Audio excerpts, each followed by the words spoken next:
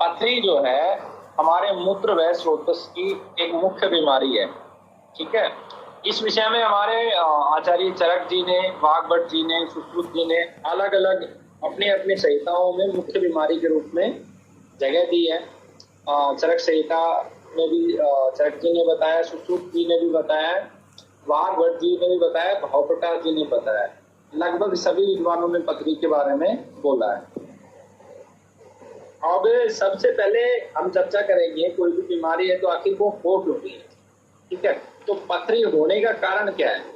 हमें अपने शरीर को शुद्धिकरण करना होता है, संशोधित करना होता है। तो जब हम हमारे शरीर को समय समय पर संशोधन नहीं कर पाते हैं तो पथरी पैदा होगी। जो कुपथ्य है, मतलब जो भोजन हमें करना चाहिए उससे विपरीत जब हम भोजन करते हैं तो पथरी पैदा होगी। हमारा जो भोजन है उसमें कफ वर्धक आहार अधिक होगा तो पथरी पैदा होगी। ठीक है, इसके अलावा कम मात्रा में हम जल का सेवन करते हैं तो भी पथरी पैदा होगी। तो ये पथरी पैदा होने के मुख्य कारण है। अब इसको मैं इस तरीके से आपको समझाऊं कि ये शरीर में उत्पन्न का इसका एक तरीके से आप समझो कि उत्पन्न होने का एक चार्ट समझो, इसको डायग्राम के माध्यम से कैसे हम इसे कह सकते हैं। तो सबसे पहले शरीर में हम जब कफ प्रधान भोजन अधिक कर लेते हैं या भोजन हमारा इम्बैलेंस होता है तो कफ दोष विकृत होता है इसमें सबसे पहले। ठीक है, जब वो कफ दोष विकृत होगा तो वो धीरे धीरे संचय होना शुरू होगा। ठीक है, फिर वो उसका संचय के अलग अलग केस में अलग अलग स्थान होते हैं। मूत्राशय के अंदर संचय हो रहा है, आपकी किडनी में वो दोष संचित हो रहा है, आपके वस्ती के एरिया में संचय हो रहा है। एक जगह पे वो संचय होगा कफ दोष, और कफ दोष संचय होने के बाद कुछ समय के बाद वो पथरी में कन्वर्ट होगा। ठीक है, जब वो पथरी में कन्वर्ट होगा, स्टोन में कन्वर्ट होगा, तो शरीर के अंदर क्या होगा कि पित्त दोष फिर विकृत होगा। पहले कफ होता है फिर पित्त विकृत होता है, और पित्त में भी मुख्य रूप से पित्त बढ़ेगा शरीर के अंदर। ठीक है, उसके नेक्स्ट लेवल के बाद पित्त विकृत होने के बाद फिर इसमें वात विकृत होता है।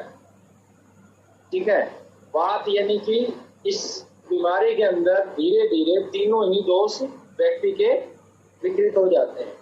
लास्ट में पथरी के बाद, पथरी जब शरीर में रहती है लंबे समय तक, तो ये अपनी जो साइड इफेक्ट है उसके माध्यम से कुछ और भी चीजों को पैदा करती है। शुगर को पैदा कर देती है कुछ पेशेंटों के केस में। कुछ पेशेंटों के केस में अगर ऐसे स्थान पर है जिस ऑर्गन में है, मान लो मूत्र मार्ग में है और वो लंबे समय तक है, तो वहां पे इरिटेशन कर करके वो उसको किसी बड़ी बीमारी की तरफ भी लेके जा सकती है, कैंसर की तरफ भी लेके जा सकती है। बहुत सारे केसेस में जिनको गाल ब्लैडर स्टोन है वहाँ कैंसर में कन्वर्ट हो जाता है, जिनको पेशाब की नली में है वहाँ वो कैंसर में कन्वर्ट हो जाता है। कई बार स्टार्टिंग में प्रोस्टेट के अंदर भी इसी तरीके से कफ दोष से ही प्रारंभ होता है। अब आयुर्वेद के अनुसार जो हमारे विभिन्न जो वैद्यगण हुए हैं उन्होंने इसको 4 प्रकार से बांटा है।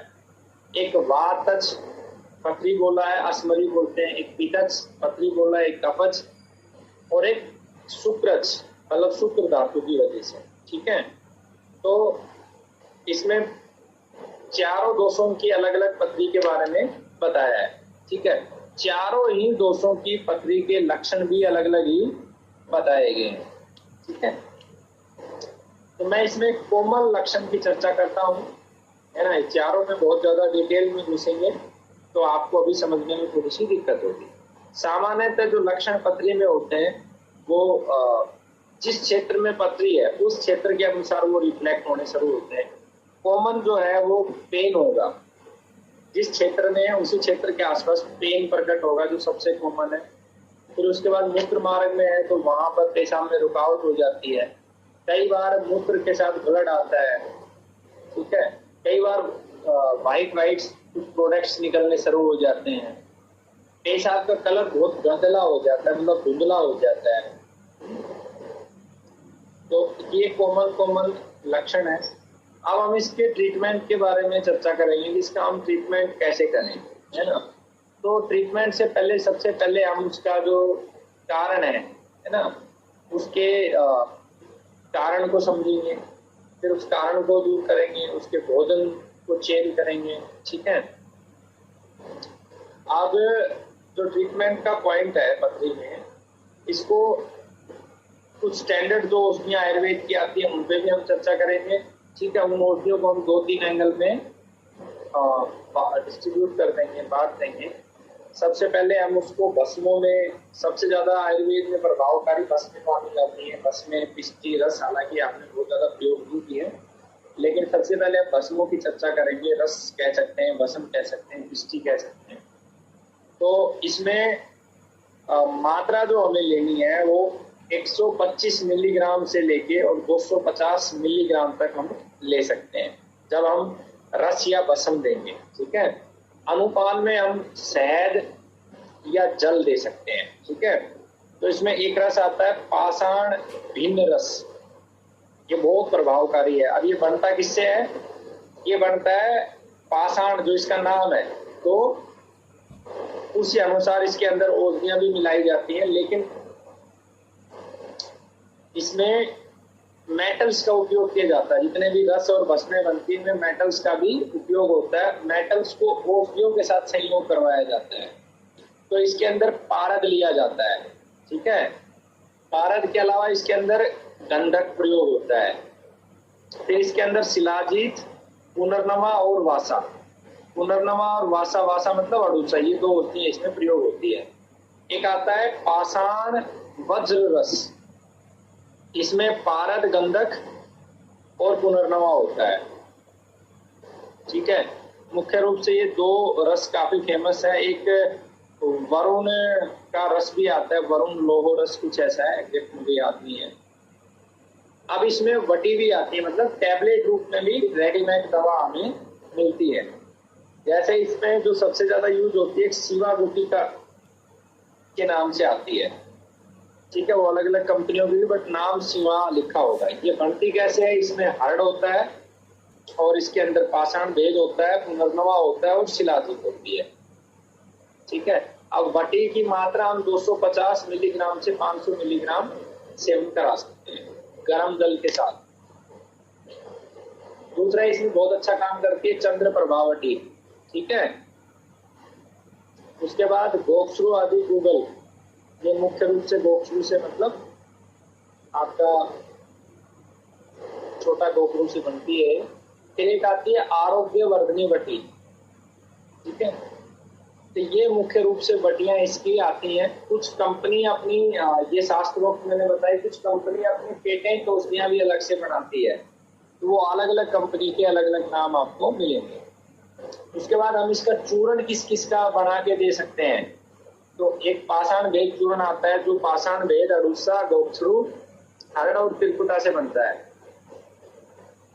ठीक है। एक गोक्षरू आदि चूर्ण आता है, जो आपकी गोक्षरू का उसमें मूल होता है, ताल मखाना होता है और अरंड का मूल होता है, कंठकारी होती है। चार चीजें समान मात्रा में इसमें डलती हैं। एक सिगरू चूर्ण आता है, इसके अंदर सहजन और सेंधा नमक, केवल दो चीजों से बनता है।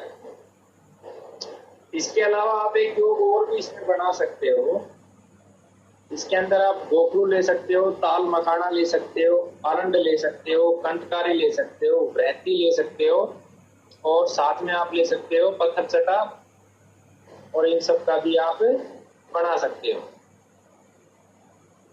तो ये मुख्य रूप से चूर्ण प्रयोग होते हैं। चूर्ण की मात्रा 3 से 6 ग्राम रोगी के अनुसार उष्ण जल के साथ देना है, सुबह शाम देना है। ठीक है। ये सारी औषधियां एक साथ नहीं देनी है, अंत में मैं आपको बताऊंगा किस तरीके से हम इसका सेट कर सकते हैं। ठीक है। अब इसके अलावा बहुत सारे असव और रिष्ट भी आते हैं इनके लिए। जैसे एक गोक्षु आदि रिष्ट आता है इसी के लिए स्पेशल, एक वरुण आदि रिष्ट आता है, एक शुंडी आदि रिष्ट आता है। ठीक है। ये बनते वैसे ही हैं। गोक्षु वाले में गोक्षु, अरंड, सोंठ, वरुण होता है। वरुण वाले में वरुण और यमन क्षार होता है। और एक पुनर्नवा रिष्ट आती है। ठीक है। ये सारी की सारी पथरी के अंदर काम करती है। अब इसके अलावा इसके लिए घृत भी बना सकते हो आप, और कुछ घृत आते भी हैं इसके लिए स्पेशल, शास्त्रोक्त जो है मिल भी जाएंगे, जैसे वरुण का घृत मिल जाएगा, ठीक है, उसमें वरुण और तिल के तेल में बनता है, ठीक है। उसके बाद एक आपको पत्थर चटा का भी मिलता है, नाम मुझे याद नहीं आ रहा, बट वो उसमें पत्थर चटा और तिल का तेल होता है, तो वहां से भी आप रोगी की स्थिति के अनुसार वो भी आप प्रयोग कर सकते हो। इसके पाक और अवेलन भी बनते हैं, गोक्षरू का अवेल जो बनता है, गोक्षरू और 10 मूल से पाषाण वेद उसमें और गिलोय, वो भी इसके अंदर बहुत अच्छा काम करता है। अब हम इसको, ये तो मैंने सारे जर्नल आपको इंफॉर्मेशन दे दी, ठीक है। लास्ट में मैं आपसे पूछूंगा अभी कि कुछ रस औषधियों के नाम बताओ, ताकि मुझे ये पता चले कि आप ठीक से सुन भी रहे हो या नहीं रहे हो। अब इसका एक आदर्श क्या, कौन कौन सी औषधियां थे हमारे पास सामने पेशेंट आ जाए, अब ये डिपेंड करता है पेशेंट की पथरी कहाँ पे है। अब ये जो वातज, पित्तज, कफज और जो शुक्र में पथरी है, ये 4 जो आयुर्वेद ने बांटे हैं, आज के समय में वो चेंज हो चुका है। आधुनिक समय में आपके पास आएगा किडनी की पथरी है, आपको पित्ताशय में पथरी है, आपके यूरिनरी ब्लैडर में पथरी है, 3 पथरियां कॉमन होती है, ठीक है। तो इन तीनों ही पथरियों का मैं एक कॉमन, मतलब जो मेडिसिन आप चला सकते हैं जिससे आपको अच्छा परिणाम मिले, वो मैं आपको एक बता दूं, ठीक है। तो इसमें सबसे पहले आप ले लो, अगर रस के रूप में हम चारों औषधियों को मिला के आप बनाते हैं कि जिसमें रस भी आ जाए, जिसमें वटी भी आ जाए, है ना, इसमें चूर्ण भी आ जाए, ठीक है। तो एक डाइट सा फिक्स करने का प्रयास करें। तो आप रस के अंदर जो इसमें सबसे ज्यादा प्रभावकारी होता है वो पाषाण वज्र रस आता है।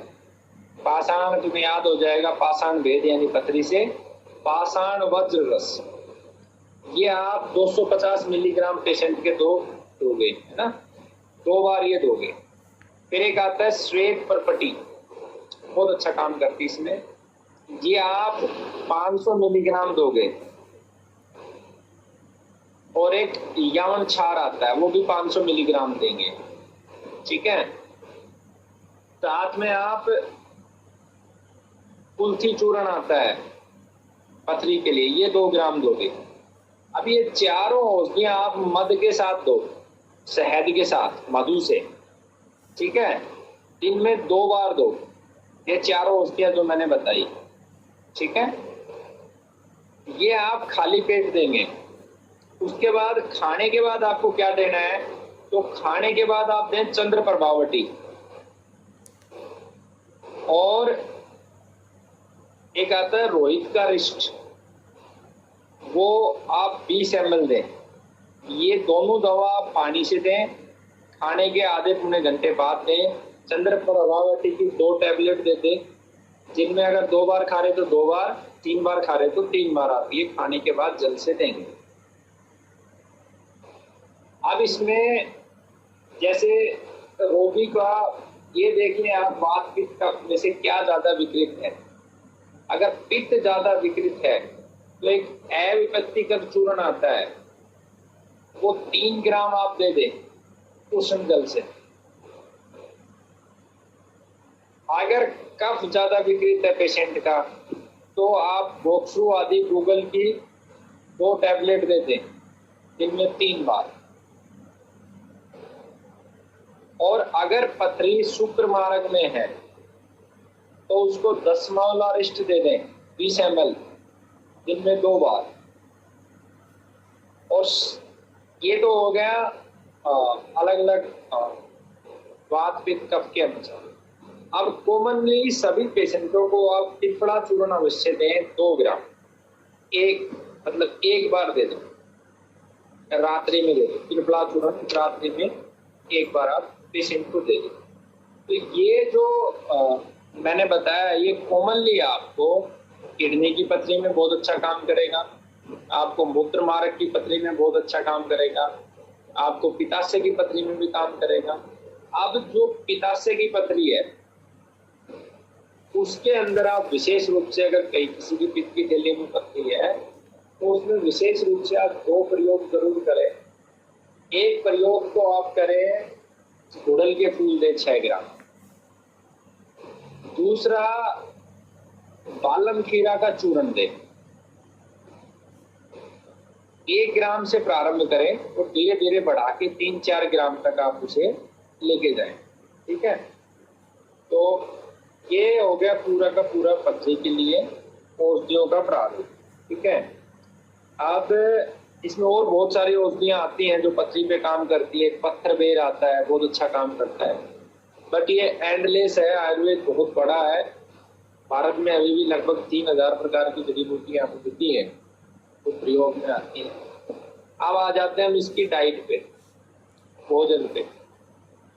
तो भोजन के लिए सबसे पहले तो हमें सामान्य भोजन पेशेंट को करवाना है। वात पित्त कफ के अनुसार आपको उसकी डाइट सेट करनी पड़ेगी। ठीक है, जो जल्दी पच जाए वो भोजन करवाना है, और खास करके जिन चीजों में बहुत ज्यादा कैल्शियम है और जो पचने में दिक्कत करती है उनको हमें रोकना है। साथ में हमें बीज वाली चीजों को कम करके देना है। ठीक है, बाकी कॉमन चीजें सब खिला सकते हैं जो प्राकृतिक है। मूंग की दाल है, तुलसी की दाल है, हरी सब्जियां हैं, है ना। और साथ में जो है अनाज के रूप में आप जौ की रोटी दे सकते हैं, उसके लिए श्रेष्ठ है। उसके बाद जो चीजें बिल्कुल नहीं खिलानी है वो मैंने उल्टी आपको बता दी है। बहुत ज्यादा खट्टा उसको नहीं देना है, बहुत ज्यादा भारी भोजन नहीं देना है, रुक्स नहीं देना है, बीज वाला कैल्शियम वाला वो चीजें नहीं देनी है, वेग नहीं रोकने हैं। और साथ में इसके अलावा पथरी के अंदर हम एक तरीके से शरीर शुद्धि के लिए संवेदन कर सकते हैं, वमन करवा सकते हैं रोगी को, उल्टी लगवा सकते हैं, विरेचन करवा सकते हैं, दस्त लगवा सकते हैं, है ना, बस्ती दे सकते हैं, अलग अलग प्रकार की स्नेहन कर सकते हैं। तो ये सारे के सारे जो भोजन के बारे में और उसके ट्रीटमेंट के बारे में मैंने आपको बताया। अभी आज का जो आधुनिक विज्ञान है उसमें जो पथरी का ट्रीटमेंट है वो सर्जरी है। बहुत ज्यादा परिस्थितियों में हमें सर्जरी करवाने की आवश्यकता नहीं है, लेकिन कुछ परिस्थितियों में जैसे गाल ब्लैडर है, गाल ब्लैडर में अगर पथरी बड़ी होती है और लंबे समय तक हम उसे रिड्यूस नहीं कर पा रहे हैं तो हमें वहां पे सर्जरी करवा लेनी चाहिए। ठीक है, और आधुनिक विज्ञान में पथरी को जैसे हमने वातज पित्तज कफज बोला है, आधुनिक विज्ञान ने इसको यूरिक एसिड के रूप में स्टोन को माना है कि एक तो जो यूरिक एसिड वाला स्टोन है उसको हम वातज बोल देते हैं, और जो कैल्शियम ऑक्सलेट स्टोन होता है उसको हम पित्तज बोल देते हैं, मतलब मुख्य रूप से। और जो कैल्शियम फास्फेट स्टोन होता है उसको हम कफज बोल देते हैं। मतलब उस स्टोन को जब हम तोड़ के देखते हैं, उसको आयुर्वेद से जब कोरिलेट करते हैं तो इस तरीके से हम कोरिलेट कर सकते हैं। ठीक है, तो अभी आप लोगों का कोई प्रश्न है तो आप पूछ सकते हो, और अन्यथा जो है ना